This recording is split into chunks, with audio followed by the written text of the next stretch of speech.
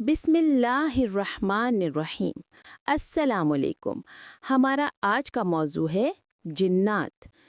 جنات کا وجود قرآن و حدیث سے ثابت ہے۔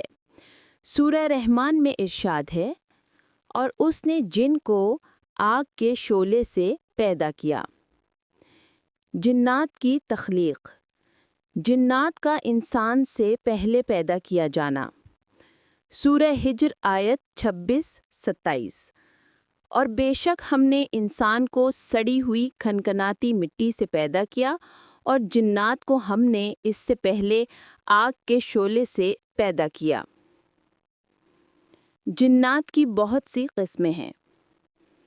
مومن جن، وہ جنات جو اللہ پر ایمان لاتے ہیں، انہیں آخر میں جنت ملے گی۔ حضرت سلیمان علیہ السلام کے ساتھ کام کرتے تھے۔ کافر جن وہ جنات جو اللہ پر ایمان نہیں رکھتے، شیطان ان کا سردار ہے، انہیں آخرت میں جہنم میں ڈالا جائے گا۔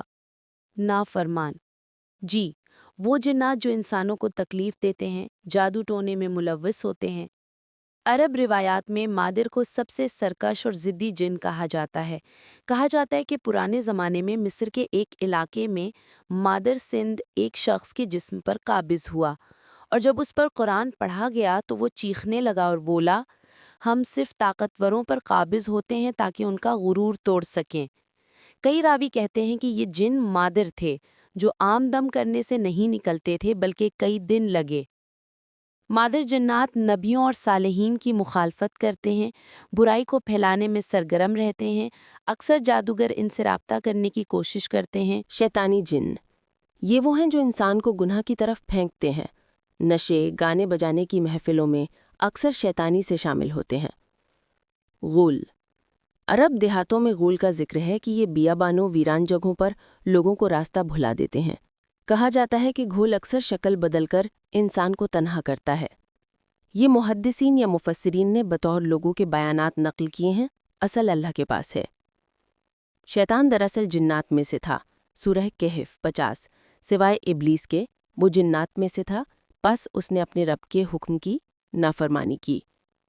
جنات غیب کا علم نہیں رکھتے۔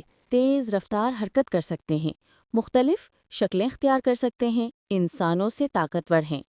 قرآن پاک میں جنات کا ایک واقعہ بیان کیا گیا ہے جنہوں نے قرآن سنا اور ایمان لے آئے۔ سورہ الجن 1۔ کہہ دیجئے کہ میری طرف وحی کی گئی ہے، جنات کا ایک گروہ نے قرآن سنا، پھر کہا کہ ہم نے بہت عجیب قرآن سنا ہے۔ جنات سے ڈرنے کے بجائے اللہ پر بھروسہ رکھنا چاہیے۔ قرآن اور دعا ہمارا سب سے بڑا ہتھیار ہے، اور اللہ سے ہی مدد مانگنی چاہیے۔ جنات اللہ کی پوشیدہ مخلوق ہیں، ان میں نیک اور برے دونوں طرح کے جن موجود ہیں۔ برے جن انسانوں کو گمراہ کرنے کی کوشش کرتے ہیں، لیکن جو شخص ایمان، ذکر الہی اور قرآن سے جڑا رہتا ہے، اللہ تعالیٰ اس کو ان کے شر سے محفوظ رکھتا ہے۔ سورۃ البقرہ کی تلاوت سے جنات بھاگ جاتے ہیں۔ آیت الکرسی ہر نماز کے بعد پڑھیں۔ گھر میں داخل ہوتے وقت بسم اللہ ضرور کہیں۔ فجر اور مغرب کے وقت سورہ فلق، سورہ ناس پڑھنے کی عادت ڈالیں۔